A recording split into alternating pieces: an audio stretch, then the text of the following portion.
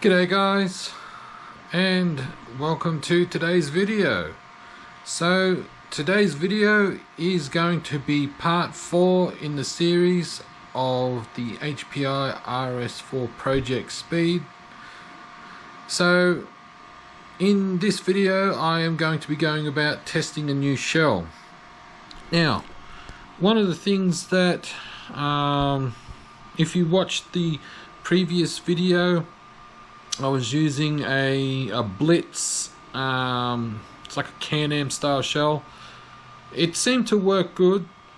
However, I had, when I did a run, as I was approaching speed, I hit, I can't remember if it was like a dip or a rock or something that flipped it up. It caught air, backflipped, and it was a very flimsy body. It was like 0.5 mil thick, really flimsy, and yeah, it got wrecked. So I decided to look for a new shell, and I was going to look for a touring car shell. One of the hobby shops where I get things from was having a sale on bodies, and they had a particular touring car shell, like a nitro touring car shell because it's 200mm wide, and a Ford GT shell. They're both protoform brand shells. Thing was, the touring car shell was about $16, and the GT body was about $20. That's Australian currency, by the way, which is really cheap. And so I thought, you know what, stuff it, I'm going to get both. Thing was, though, was I thought to myself, well, hang on, what am I going to do? Do I do one and later on do another? Do I do both? So I put it to a vote on did a community post on YouTube, and well, it was, for a while it was neck and neck, and a couple of people even for a while there was going to be saying, yeah, do both. But the majority of people voted for the touring car shell. So that's what I'm going to be doing. So what we'll do is we'll head over to the workbench and we'll have a look at the shell. Alrighty guys, so here is the car, all bare, no body on it. So you have to excuse me at the moment. I've got my 3D printer going. I'm printing up a couple of parts for a friend of mine for one of his vintage cars. So sorry for all that noise is in the background there. So this is the car, we've all seen it before, and this is the shell that I have bought for it. So it's still in the plastic, but it is a, if I can get it right, it is a protoform VRSN. So yeah, 200mm wide nitro touring car shell. I didn't really put that much thought into the type of shell. Obviously this shell again is for nitro touring cars, and so it's kind of designed for downforce. So you can see like the little, I guess you could call them winglets on the hood there and on the sides here and so forth, and it's designed to hold it down. Now what I'm also going to do is because these shells are designed for downforce, for going around corners and so forth, the rear wing is kind of pointless. So what I'm going to, because obviously with a speed run, you know, it's just going in one direction at a huge rate of knots. So what I'm going to do is I'm not going to use the rear wing. However, what I will do is, speaking of my 3D printer over there, what I'm going to do is I'm going to design a wing of sorts. However, it's not going to be for downforce, it's going to be for stability. So what I'm going to do is I'm going to get the body all painted and mounted, and I'll design a wing for it, and then we'll be back and hopefully we can give it a bit of a test run. Alrighty guys, so here is the body all painted, stickered and winged. So I'm just doing I'm not, as some of you are aware, I do some pretty outlandish paint jobs. However, with this, I'm just doing a one color wonder sort of paint job. So I'm doing it in bright colors, mainly just so I can see. And what I've also done is, you can see it on camera, I have, while I haven't cut out the wheel well, I masked it so it still has like a proper touring car look, but it's covered over. Now, the obvious elephant in the room. So what I've done is, as I mentioned, I did the I wasn't going to use the wing that comes with it, because as I mentioned, these bodies are designed for circuit racing, so basically the rear wing that comes for it is to apply downforce to aid in cornering and so forth, whereas we're just going to go in a straight line, so actual downforce pushing down isn't needed.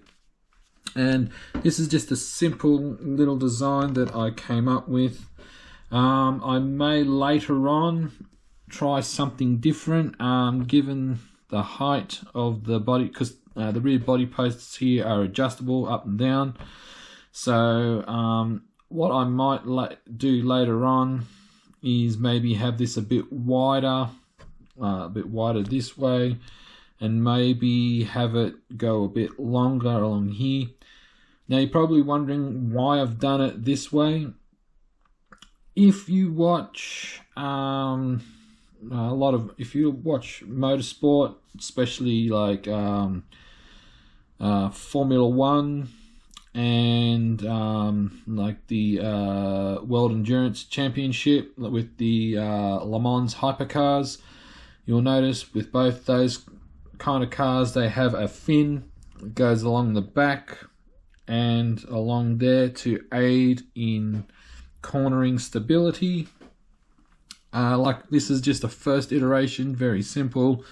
It's just going out the back there just to aid in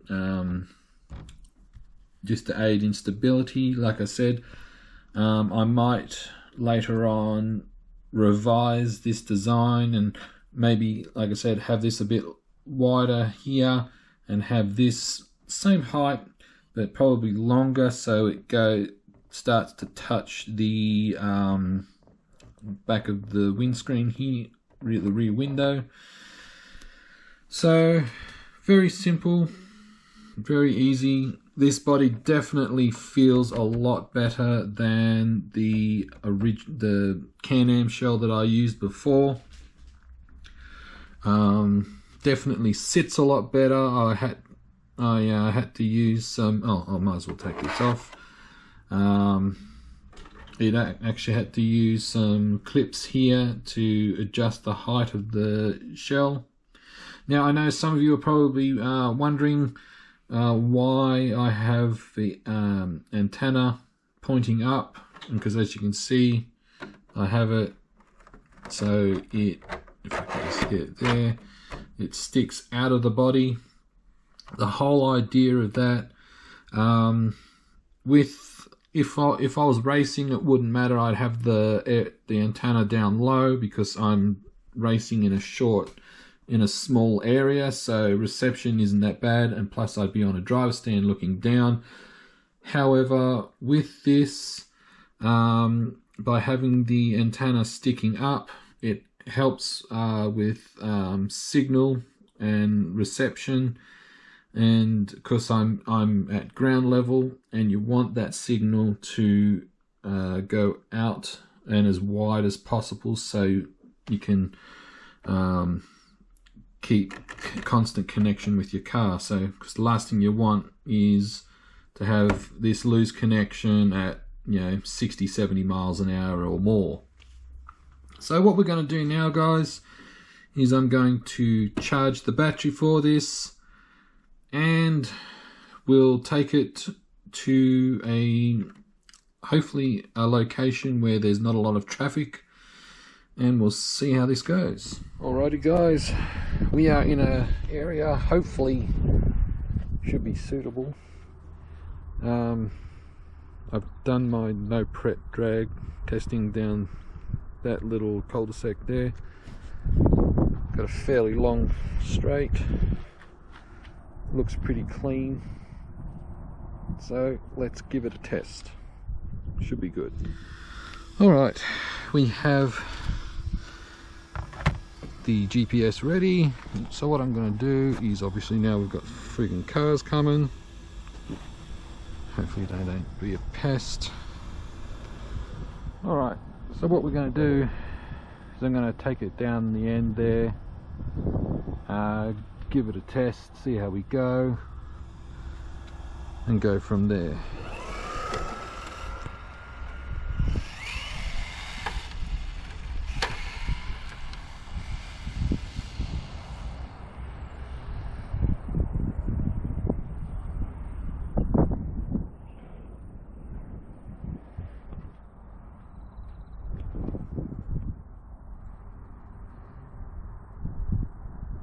Okay, what's that fella doing?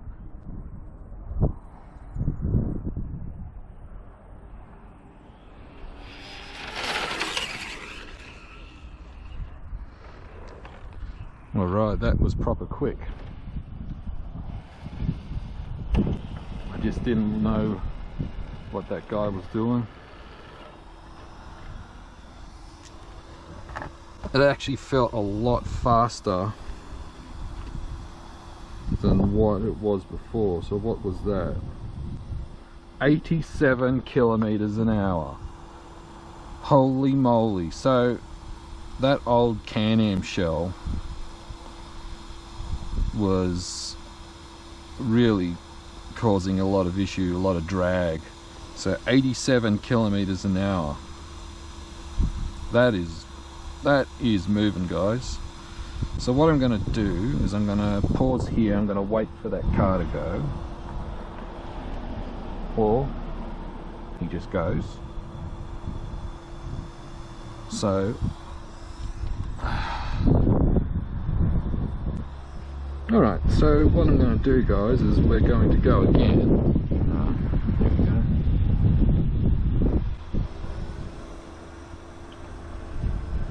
And hopefully this guy's not going to get pissed. Hopefully we'll have an even better run. Alrighty guys, so we're going to try that again. So let's start.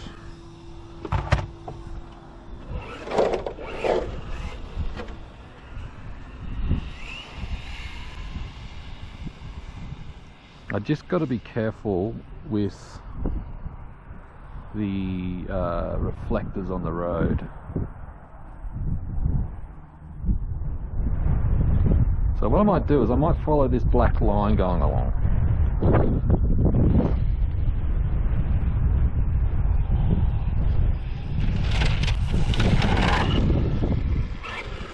Okay. Kind of had a feeling that was going to happen because of the wind. Okay, let's see how we go this time.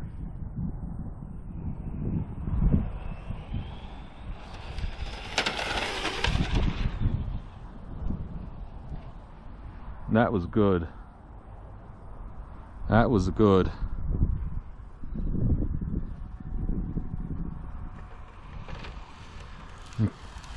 It does seem to want to wander the steering a little bit.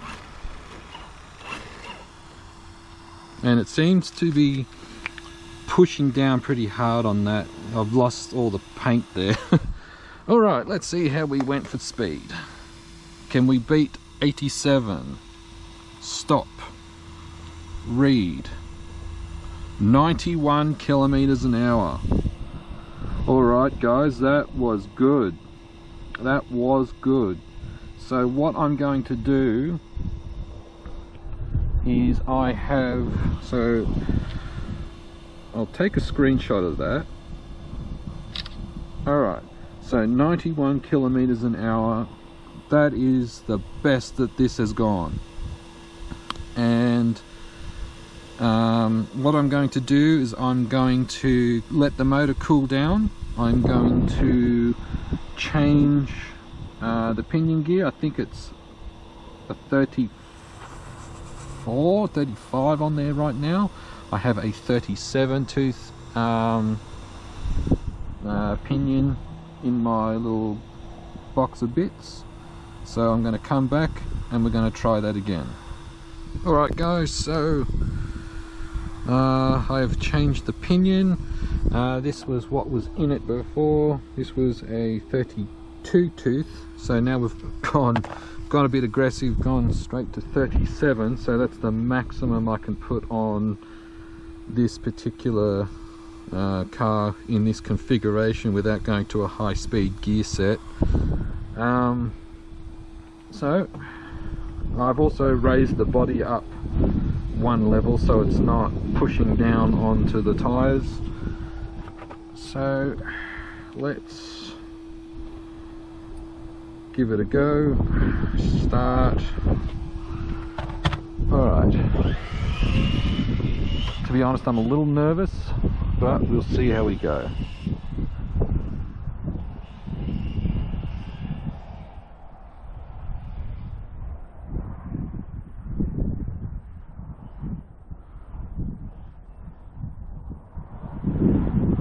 Oh boy, here we go.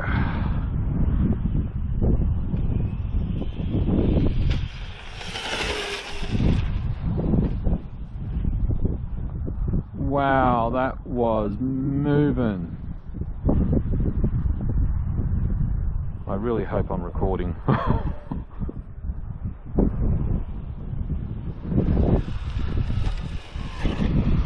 Wow, that actually, I think too,